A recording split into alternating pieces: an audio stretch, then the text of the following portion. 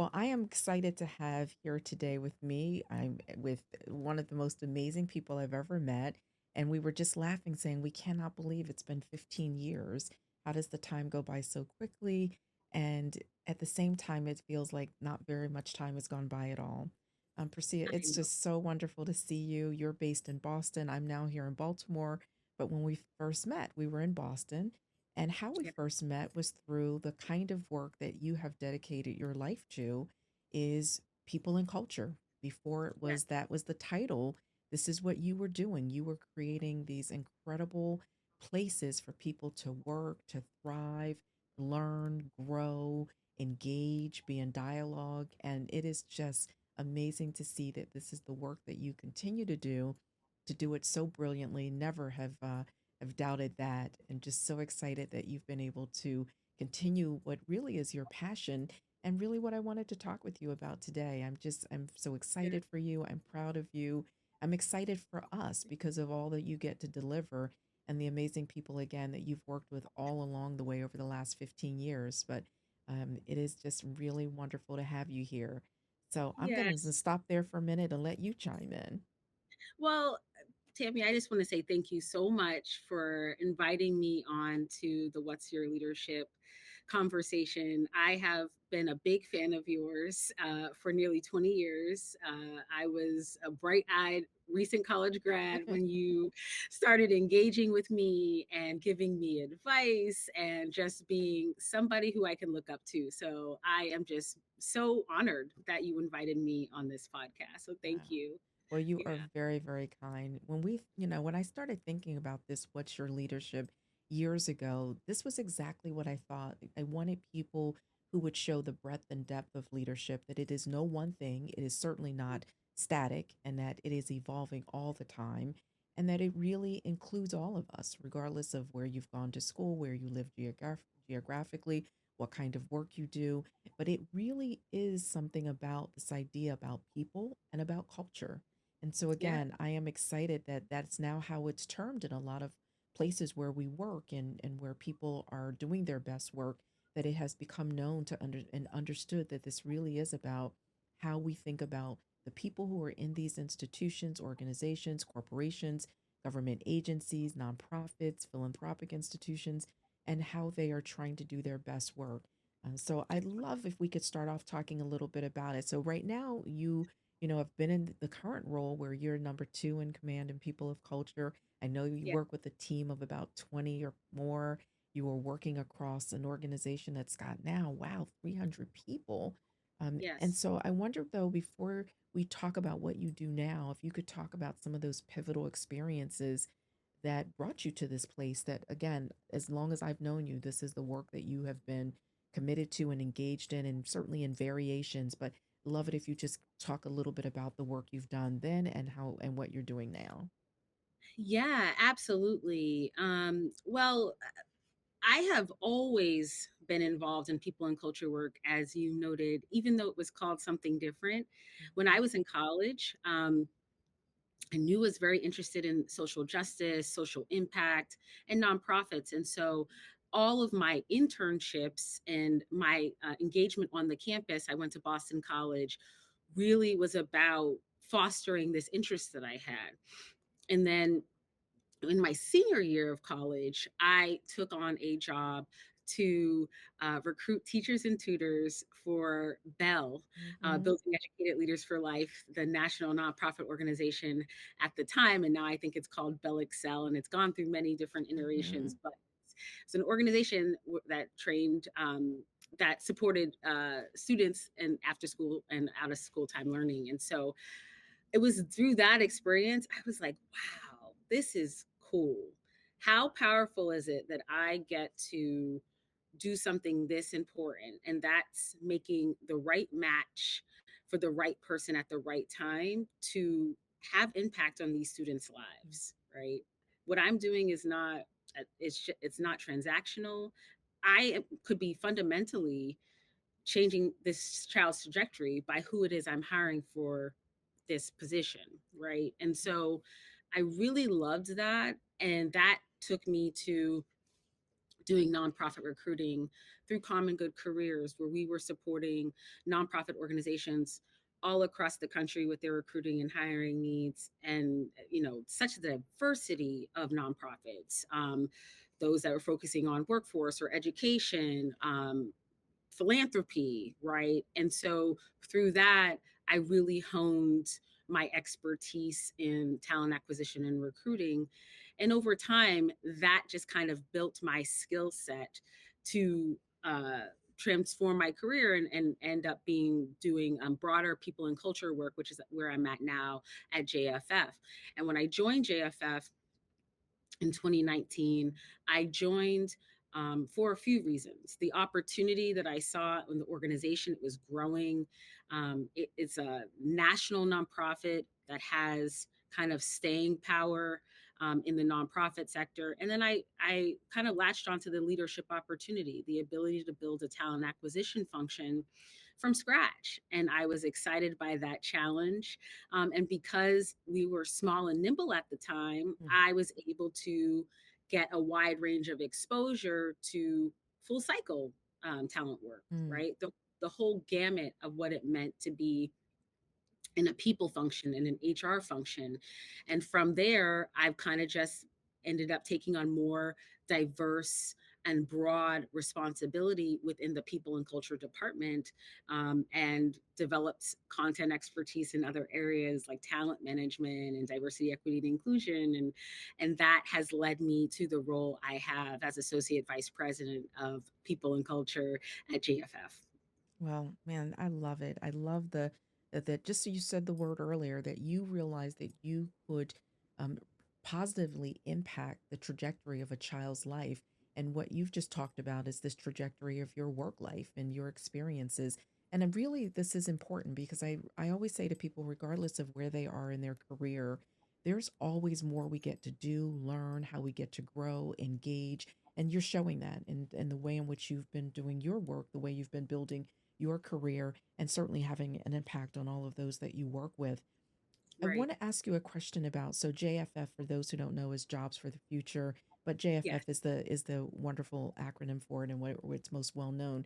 And you talk about workforce development, and this is something that we really have doubled down on and my company around the kind of work we do. We call it, it's all a leadership and organizational development. There's some projects we work on that are very specific to infrastructure building. It's about building systems, building teams. It's about building the board of directors, building the business model, all of those things. But at the core sits the people. It's the human capital, and that what they bring. Again, everyone's bringing incredible stories, expertise, their lived experience. And I wonder when you work at a place like JFF, where you all are thinking about not only local workforce, you're thinking nationally about workforce. How do you all get people to understand that workforce development, people and culture is more than HR, human resources, which is incredibly important, but it is more than just simply what are your benefits and sign on paperwork. It's about how we're all going to actually live in this space together, how we're going to innovate together, and why this is so important. How do you get people to understand that?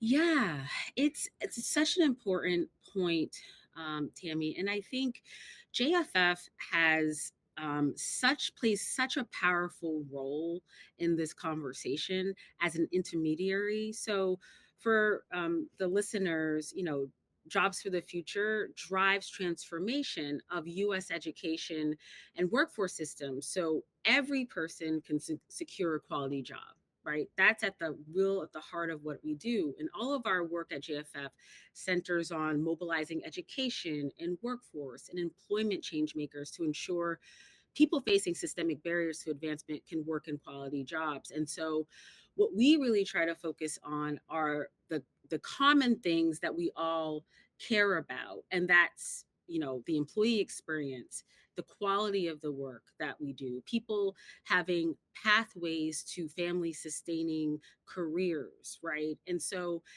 when we talk about our work, we really try to center the people, right, and their experience, which includes how do we make ourselves an impact employer. And when we talk about impact employer, we have a framework that we use out in the field that really focuses on several components of the employee experience, which includes, inclusion, mentorship, the relationships, networks, um, access to equitable advancement and inclusive advancement. And so we try to think about the full cycle and the full person, and not just some of the more tactical elements of human resources, which, to be honest, are very important. And I feel like sometimes we even diminish that in some of our conversations about people work.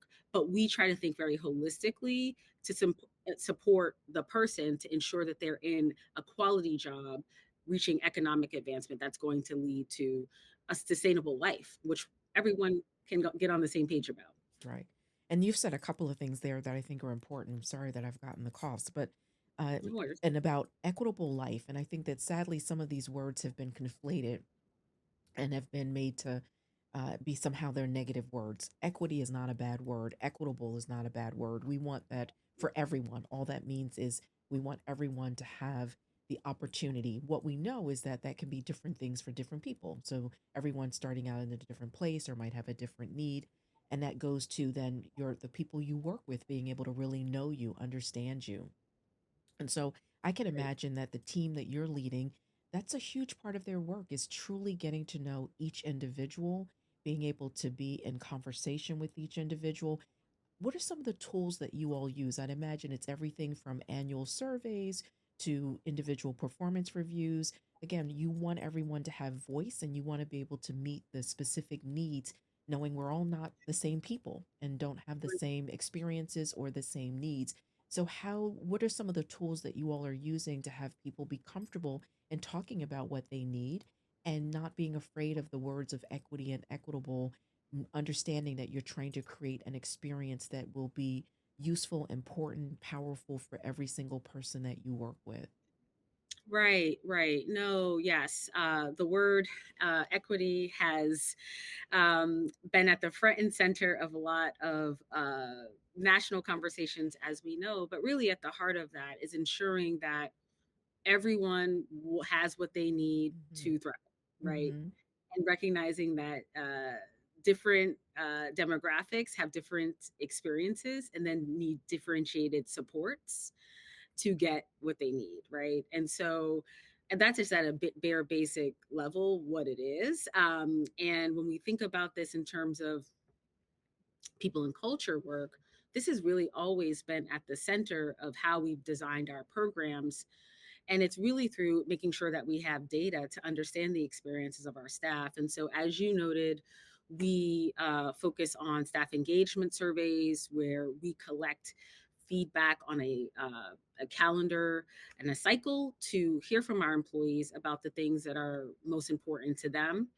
And JFF, actually, what I have loved about JFF is the way in which we have designed working groups and task force and committees to also be vehicles to hear employee voice and to get feedback. And so, for instance, our CEO has Maria Flynn has a group that she leads called the Guiding Coalition. And the Guiding Coalition is a group of JFFers, a diverse range of JFFers that represents the organization.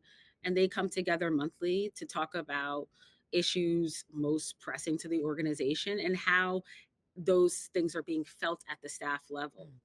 And so she creates a platform for employees to come and talk to her about what's on their mind, and the things that she and other leaders might do and or might consider to support employees. I run a committee called the Committee for Diversity, Equity, and Inclusion and Wellbeing at JFF, and so it's a group, again, a representative group of JFFers who kind of tackle issues related to the employee experience across dimensions of belonging and inclusion. And some things, sometimes we're working on a tangible project together, and other times we're reflecting and hearing what's on each other's minds. And so I think for us, what we really try to do is try to create feedback mechanisms where we can hear from staff, think about what is being said, and then put together action plans to implement changes. I'm going through that right now. We just did a review cycle, And there were lots and lots of learnings from that performance review Mhm. cycle. And now we are in a place where we are kind of collecting all that feedback, synthesizing it, and are going to make what I hope are significant changes to the process to support our employees, to make it more efficient, and to really ensure that um, the review process as a talent program has the ROI we hope, right? And we're seeing that in terms of how it translates to staff performance and our ability to understand our workforce and staff experience as well and manager Mhm. experience. We have to engage so deeply in this process. And That's so, wonderful. That's yeah, great. I appreciate that you all are willing to invest the time because that ROI, that return on investment, is again in improved performance in staff that are happy, people who you then retain. It is very difficult and very costly when we lose employees and we have to replace them. It costs you so much more than just simply trying to help think through what employees need, again, of all different backgrounds, and being able to make sure you're creating an experience where people feel like that they are heard and that they can right. thrive. Because ultimately, when we really get down through all of these staff engagement surveys, in the end, every single time I've done one of these, what people say is, I just want to be heard. Even if everything I want, I can't have, I Yes, just want to be heard. So everything from, I like for our insurance benefits to be different, or I would love it if we had Fridays off in the summer, to I love it if we had more professional development. Again, these things cut across departments, they cut across age, type of work. Every single time in the staff engagement surveys that we've conducted for our clients, for our partners, that's one of the key things is people saying, I just want to be heard. And so that's what you all that's are trying to do. That's right. And there's never any way that an organization can act on every piece of feedback that Not they possible. receive, or at least certainly not right away. But I think that's right. People do just want to be heard. They want to feel like they matter Hmm. and that they're being seen. And there is a lot of that right now. I think generally just in the environment we find ourselves in, people don't feel like they're being heard, right? And so now, and that's across the board, right? Politically, socially, Hmm. and now our work in our employment setting and with our employer becomes another vehicle to try to get heard in the ways that they Hmm. can in their locus of control. Okay. And so we do our best at JFF to try to create uh, those platforms for people to share feedback. And we are trying to get better and clearer about with our staff about thank you so much for this. We can't act on these things, but this is what we will do. We Hmm. can't act on these things right now, but we'll try to focus on that in another fiscal year, right? Hmm. And so that is what we're trying to do now, is like trying to get a little bit more crisp on what it is we're prioritizing and when and why. Right. And communicating it. That's so Communicating it. important. It That's is exactly important. right. Let me ask you this question about some of the work that we've done over the last decade was really informed by a project that we had with a client in Boston where we were called in and asked to help them think through changes that were happening in their internal workforce. So this didn't even include all the work they were doing external, not only just in Massachusetts, but in other states, but in their internal workforce as well. And ultimately, what we realize is that for them, that sometimes I think people jump to conclusions when, again, you hear things like diversity, equity, inclusion. People jump to conclusions that always means race, and it does not. It can Mhm. mean gender. It can mean, I love that we've included accessibility and belonging. And so it means accessibility in terms of literally physically for someone who might have a learning difference or have a physical difference. Belonging is I'm here, and but how do I feel welcomed, a part of the team? So I'm so glad that we've expanded those ideas and really hope for that people will continue to be able to think about these ideas more broadly and not try to conflate them to any one thing. We, in Yeah. that work, in that particular project, really started thinking a lot about Gen Z. So I had always been thinking about Gen Z literally since they were 5 years old, being a mom of a Gen Zer. And Mhm. I was thinking about it and looking at what it would look like over time. And in that project, we were seeing some things that were bubbling up around leadership styles and around assumptions about how we work together or how I get to do the kind of work I want to do in at that time younger millennials. and thought, wow, if this is happening now, what's it going to be like with Gen Z? And again, I've said before, I had no idea, like no one else, we had no idea COVID would play a part in all of this. We were just simply asking the question based on Gen Z entering the workforce. I wonder what you would say to, again, this way in which we are trying to be inclusive of thought, the way in which we are trying to invite people into the workforce and we want them to feel like they belong and it's accessible, but particularly to those who've most recently entered the workforce and have had the complication of COVID on top of it, particularly our Gen Z workforce entrance. How are you? What ways are you all having conversation? What are you hearing? What are you managing that might be very specific to Gen Zers? Yeah, that is very, really good point. I think what we are seeing in general across workforces is that Gen Z is kind of changing the conversations that Mhm, we are having, right? We have seen that they care much more about organizational commitment to belonging. mhm, They care much more about having representative leadership and not just again across race, but leadership that they feel represents their interests.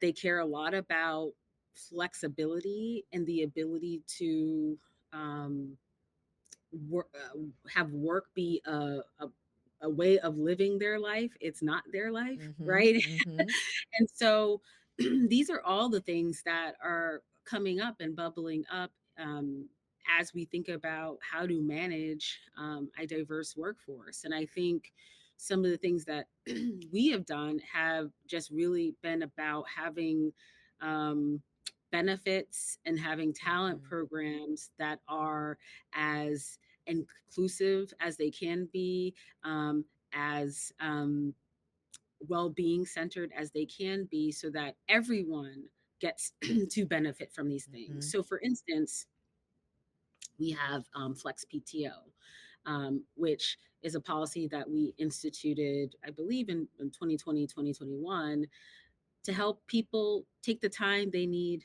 when they need it, right? mhm, And we are allowing people to, within reason and within the bounds of their accountability to us as the employer, but say, I have my life and I need to manage my life and my work in the way that makes sense for me. mhm, And it doesn't have to be dictated by an accrual system, right? So you take the time you need when you need it. And that can, and a part of being a remote first workforce means kind of playing a little bit with that flexibility for people so that they can design their work in a way that is going to be supportive to the whole person. And I feel like Gen Z really has been the generation, and I also believe, millennials as well. yeah, We started this to help us get there, mhm, right? We're trying to create workplace infrastructure that's going to meet the needs, the, in the increasing demands of the the workforce populations that we have now.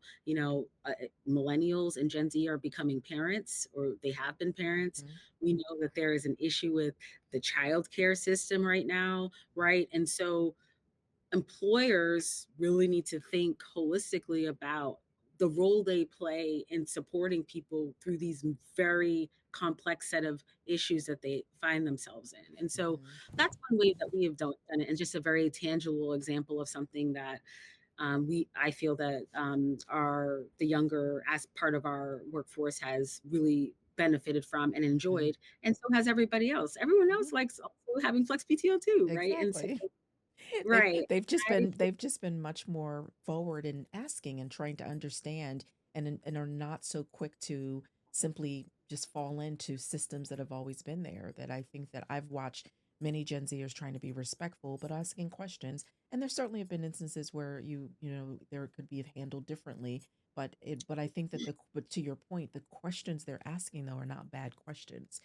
no, They're wanting to have certain things that will allow for, as you say, a life that includes their work, but is not their work is not the only thing that centers their right. life.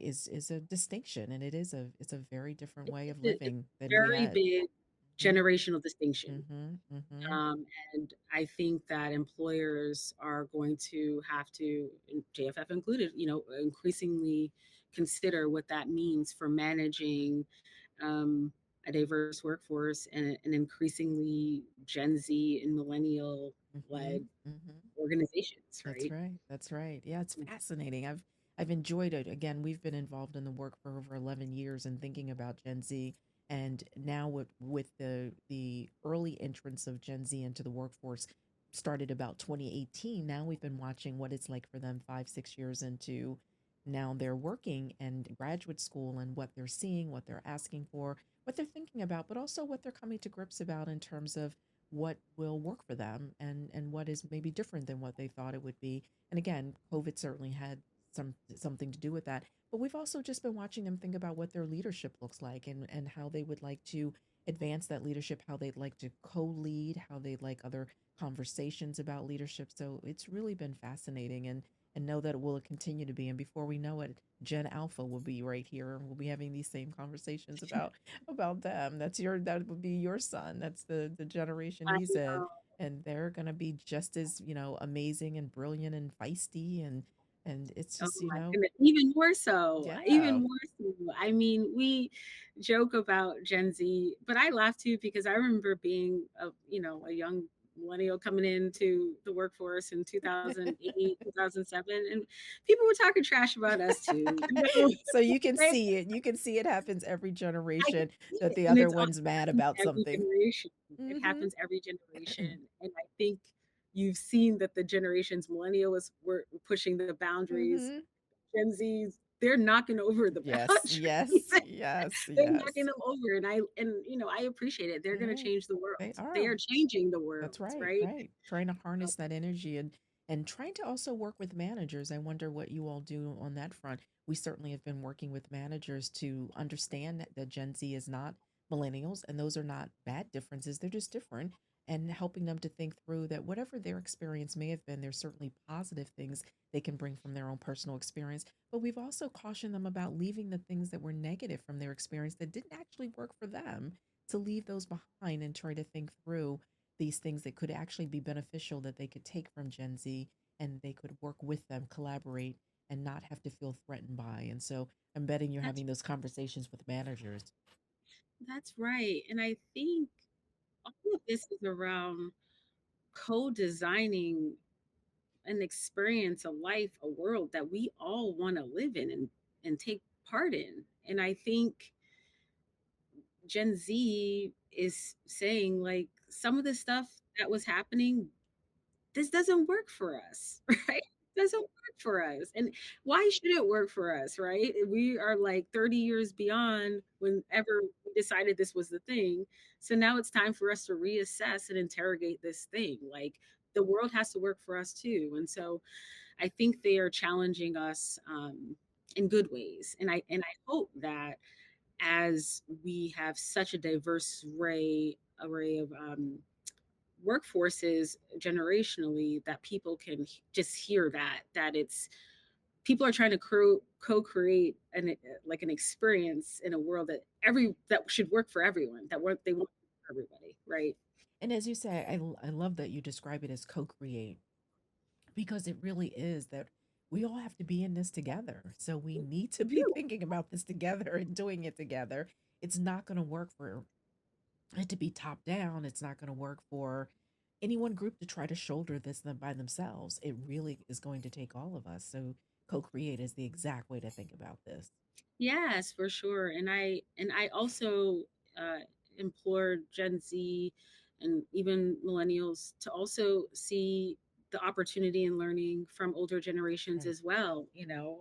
I JFF is a very diverse workforce, and I when I first joined, I was so pleased to work with people who were much older than me. Yeah, I loved it. It was like I it's my agree. favorite part of working at JFF, that Mhm. I am working with like these subject matter experts in workforce and education who are nationally recognized, who are Yeah. like 20, 25 years older than me. It is a delight. And Hmm. I am trying to every day figure out what's in this for me to learn, Hmm. right? I What agree. can I learn from people who have walked the path that I'm trying to be on now? And so I think there's space for all of us to learn from Hmm. each other.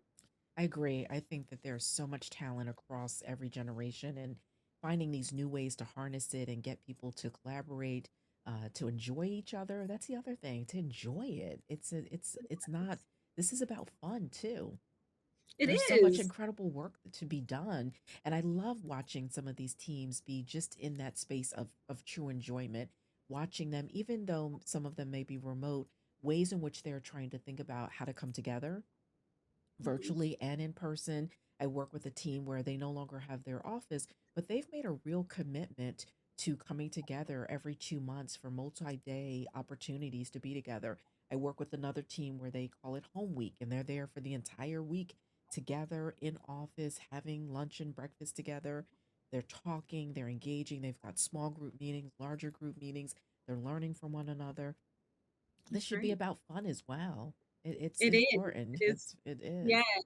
I drop my little, millennial slang. I'll say stuff like "deleting" receipts, and I give everybody a check-o by teaching them the new lingo. I love it. I love it. I love it. When you think about this idea of fun, I expand on that for me because I'd love to know also, what are you doing for fun? How are you taking care of yourself? You work hard, you're trying to manage this big team, you're trying to make sure 300 plus people have everything they need to be able to again thrive, do their best work. How do you as an individual leader, how are you having fun? How are you taking care of yourself? Oh my goodness. That is the $1,000,000 question. It's the question, it's seriously, and it's the question that I have really been trying to interrogate, particularly this year, where I find myself in this very big job. I'm still in early stages of motherhood, right? I Mhm. am chasing around a very uh, rambunctious and sweet and energetic almost 3-year old. And right. And so I try to figure out what my work life integration looks like, because I think the whole concept of work life balance, that is changing too. I'm Mhm. not sure it's like work is here and life is here. And so, just as an example, I try to find ways of prioritizing my care throughout the day while I'm working or to start my day. So, for instance, as an example, I try to take a walk every morning, and I request, unless it's really, really pressing, that I don't have meetings before 10 a.m. so that I can create spaciousness in my day to care for my son and also get my walk in, because it helps me get into my Mhm. day, right? Mhm. And so that's a way that I'm trying to like integrate my care within the work Mhm. construct. Mhm. Right? And so I um, do that. I am also trying to invest in my own personal learning, right? Mhm. So I've taken up tennis. Oh. um, I'm trying to learn tennis. I don't think I'm going to be the next Serena or anything, but you know, I'm trying. Yes. It's an amazing sport. I love the challenge that it provides physically and mentally and Mhm. intellectually. There's so many things that you're having to pay attention to when you play Mhm. tennis. So I'm like, you know what? I'm gonna dive into tennis. I have taken up thrifting, and I'm really Mhm. into vintage goods, right? Mhm. And trying to find my next big vintage thing, and Mhm.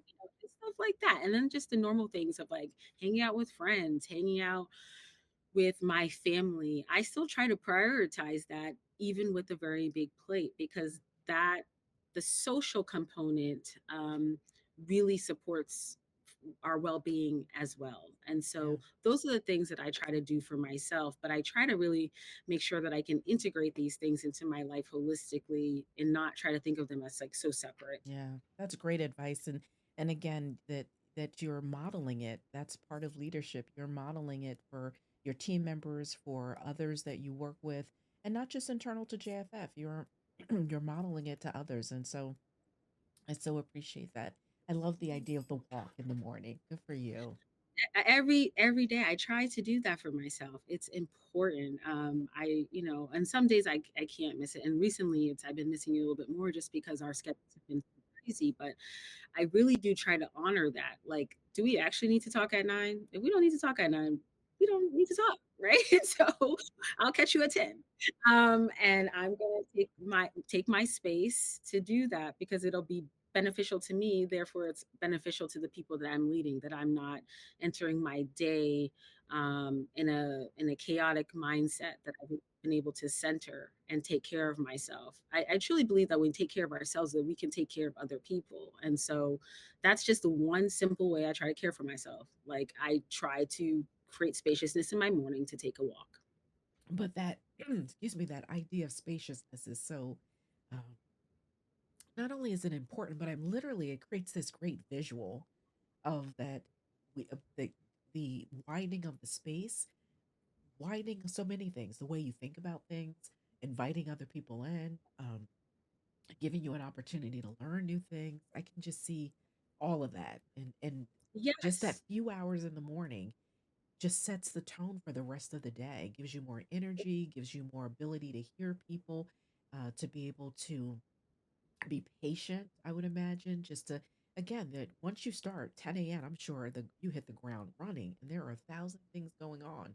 So it is just that a few hours allows you to be able to do your work better. And again, trying to help manage 20 other people and be in support of 300 plus other people in a better way. So that's just a great absolutely. lesson. It helps you also hear your own voice. When I'm Mm, on these walks, yeah. I'm thinking about myself. I'm thinking about what I need to tackle. I think about what I need to set my intention for the week or the day. I'm thinking about my baby.